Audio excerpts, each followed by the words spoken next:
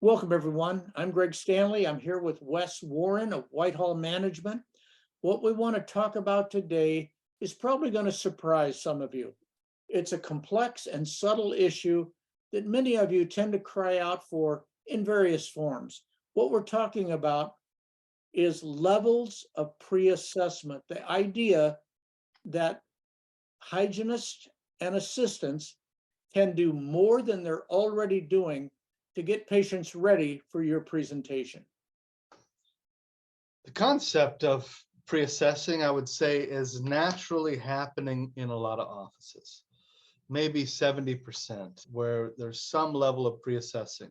And let's kind of define that term. That means an assistant or a hygienist sees something and kind of warms the patient up to the idea that this doesn't look right. There's a problem here. That's pre-assessing. You're kind of opening up the door to the possibilities of needing treatment. But there are offices, Greg, that just don't do any of that, where it's absolutely, we even hear that it's illegal, immoral. So there's a certain percent, especially hygienists, that kind of throw that out at you, which it is not.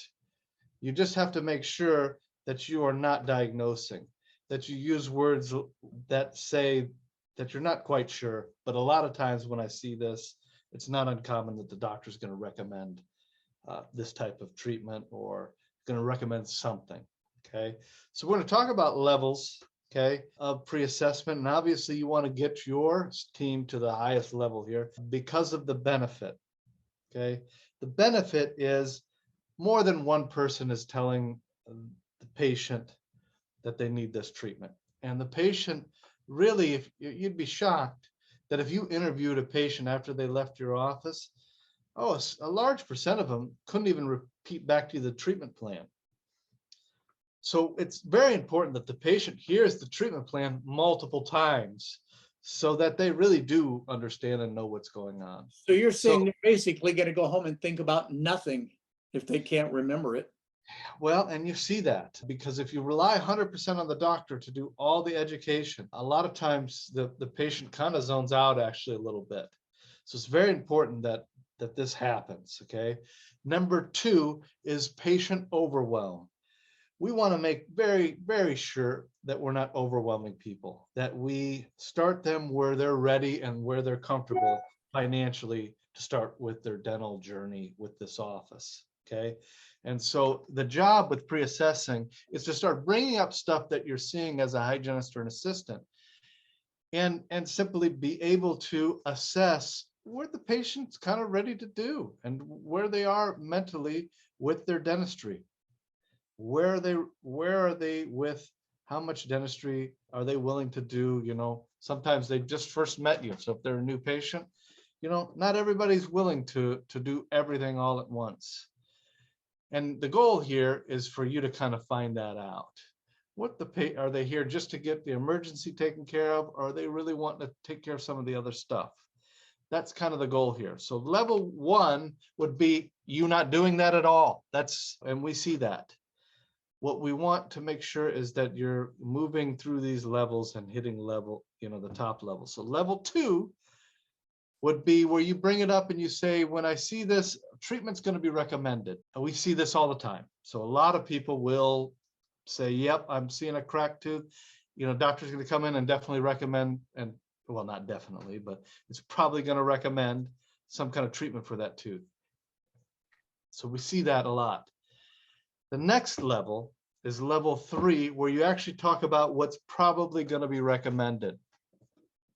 So level two is where you just say it's going to need treatment, but you really don't talk about what's going to be recommended. So level three is where a lot of people need to kind of get to, is where you talk about what the doctor's probably going to recommend. Can I just point out a problem that I've seen as people attempt to implement this? I think some hygienists, some assistants have so often seen the doctor mistakenly tell the patient, hold on to those questions, we'll get them at the end when I show you a huge amount of treatment. In other words, some assistants and hygienists do the same thing. They'll say something when a patient asks a question, they'll say, wait, hold on to that. When the doctor gets here, he'll answer. No, this is what we're trying to do to open the patient up, hear what their fears are, their financial issues. Absolutely. That's the whole point here, is to start bringing this up before the doctor even gets in the room. You should, at this point, obviously talk about what a crown is, why, if he recommends a crown, why we can't do a large filling. Obviously the major cons in doing treatment that's substandard, I guess would be the word. This all can be taught to the patient before the doctor comes in the room, and it should be. So that's phase 3. Okay, so you're bringing it up. You're talking about what's going to be recommended, or what's probably going to be recommended in this situation. So you might say something like, "Hey, a lot of times when I see this, the doctor is going to recommend a crown in this situation. Let me explain what a crown is and talk about a crown and why we can't do something else." Okay, that's kind of what we're looking for pre-assessment. Now, there's another level we want everybody to kind of strive for. And this is the level where you start to create urgency, where you help create a little sense for the patient that they shouldn't really wait on this stuff, where you're explaining to the patient why they shouldn't wait. If this does get recommended, if I were you, I'd get it taken care of as soon as possible, and here's why. Okay, let me help you out. In dentistry, there's usually just 2 points of urgency you want to talk about in these situations. One is pain. To say, boy, it could be extremely painful if we don't take care of it in time. So pain is obviously a point of urgency. The second point of urgency is, I would call it pain in the pocketbook. You might think of it that way. This is financial pain, meaning consequences for not following through with treatment really is financial damage. Okay, a lot of us mistakenly think that, yeah, if it goes from a filling to a crown, we want to avoid that. Patient doesn't really think that way. Think of it this way. If everything costs the same, if fillings cost the same as crowns, and crown and root canal cost the same as a crown and a filling, an implant costs the same as a crown and a filling, what would motivate me to act today? Only pain really would motivate me to act today. Wes, question. Mm-hmm. Anywhere along this path that you're talking about, this levels of assessment, pre-assessment, it would be possible, and in our opinion, probably encouraged, for a patient to ask about cost. What's a crown cost? They might even ask what a filling costs to compare. And so let's talk about that. What about the question of cost? Because it could come up anywhere along this path. Well, and that's dovetails into this, so you cannot be afraid to talk about money a little bit, certainly in broad terms. So you might say, look, depending on exactly what you need, crowns here can range really quite, I wouldn't say wildly, but it's pretty wide range.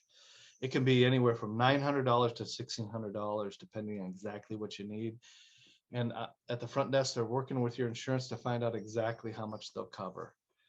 So you can let them know the range of what things can cost, and you should know that, and you should be comfortable talking about that. This gets back into that first point of patient overwhelm.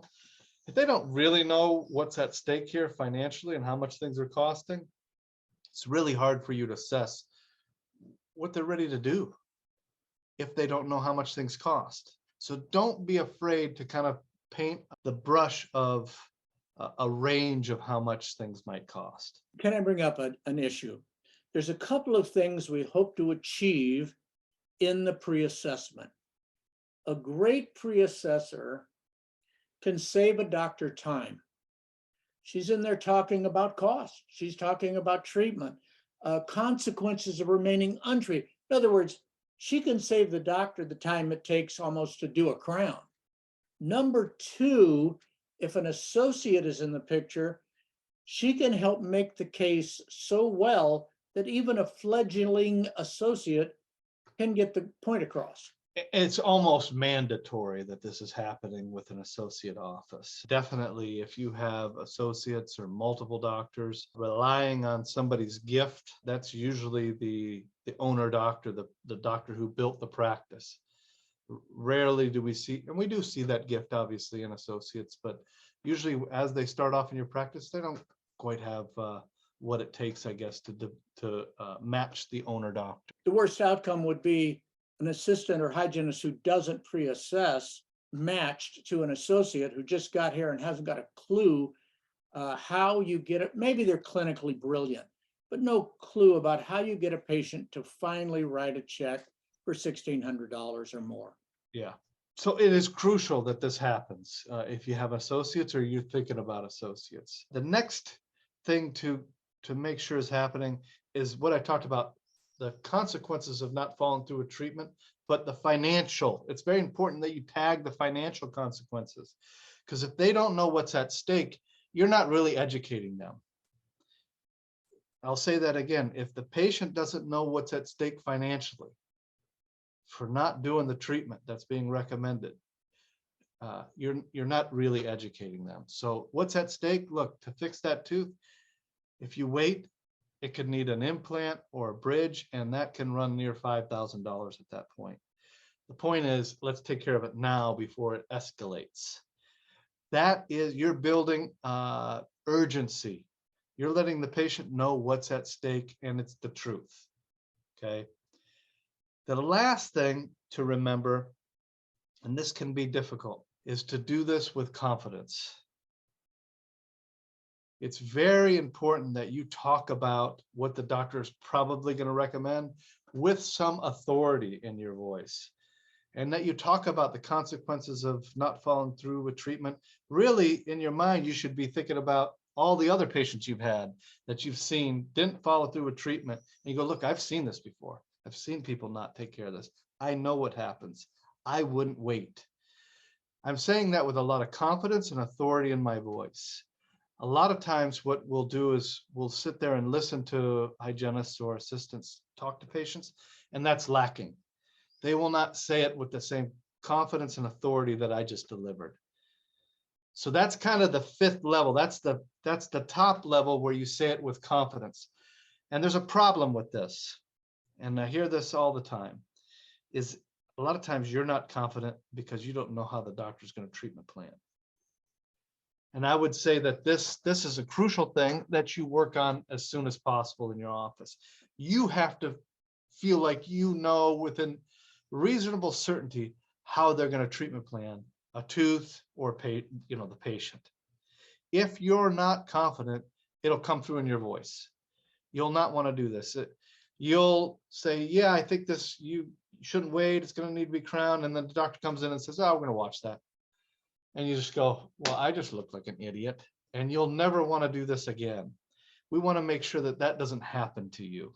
Okay. So you've got to make sure that you're on the same page as your doctor. If you're not, you need to have a conversation where you take some time over the next couple of weeks, pull up some treatment plans, pull up some x-rays, and really go back and forth and really try to calibrate how the doctor likes the treatment plan so that you're more on the same page. You're never going to be 100%, but you got to be close here.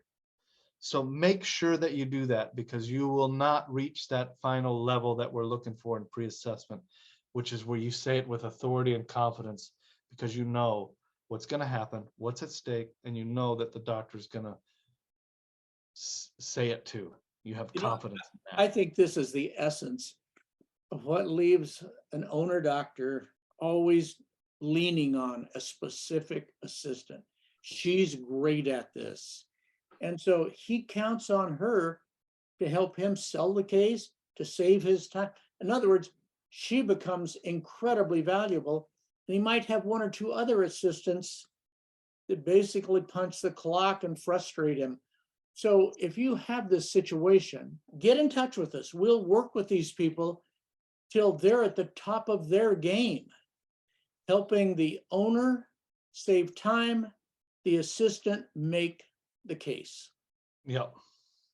So lastly is the handoff. So if the assistant or the hygienist has done their job, they've learned a lot about the patient, a lot about what the patient's ready to do. Could range from nothing to just kind of dealing with the emergency, or they could be entertaining a little bit more, or a quadrant dentistry. Doesn't matter. You've figured this out, hopefully by this point, about what the patient might be ready for, and you want to pass that along to the doctor. Go ahead. I was just going to say, for the first time in a while, somebody actually approached us about having them abbreviate it. It was getting too wordy, the handoff. So if you could address that along with the other things you're going to cover. So there's a couple ways to do the handoff. So one is obviously meet with the doctor in the hall or in their office. So that happens in maybe 20 or 30% of the offices where it's not quite as busy, and you do have a chance to fully engage with the doctor privately and explain what the patient's really here for and what you've noticed. Obviously that's great, but not realistic in a lot of offices.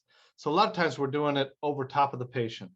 So the patient's going to hear this again. So where you talk about what you're seeing, and you want to give the doctor some clues typically of whether they might be wanting to do quadrant dentistry, whether they are wanting just to do extractions. You definitely want to make sure that the doctor's aware of that. So we typically advocate a rating system, 1, 2, or 3. It's pretty darn simple. You can do 1 through 5, but obviously 1 is somebody extractions, not really interested in restoring, didn't get that sense from this patient. A 2 might be 1 tooth, kind of at the crown price point, I guess, or lower. And then 3 would be more like quadrant dentistry. So you can put that in the chart somewhere. A lot of the software has that ability. We have offices just use a sticky note. But that information is crucial for the doctor to know what they're dealing with when they step in the room.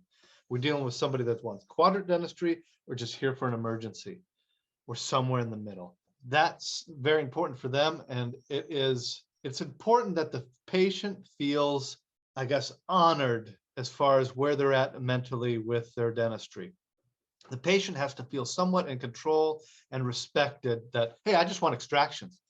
I just want extractions. And if you're jumping ahead of that patient, a lot of times you just turn that patient off completely and they do nothing. They step out of the office and they don't get anything done. If you just start with, I realize that we definitely can take care of extractions for you, but let me just make an argument, and it's totally up to you, of why I think you should restore some of these teeth. You're honoring where they're at, and you're kind of moving them and trying to move them forward. It's really important that the doctors do that. But if they don't know where the patient's at, they can't do that. So this is pre-assessment.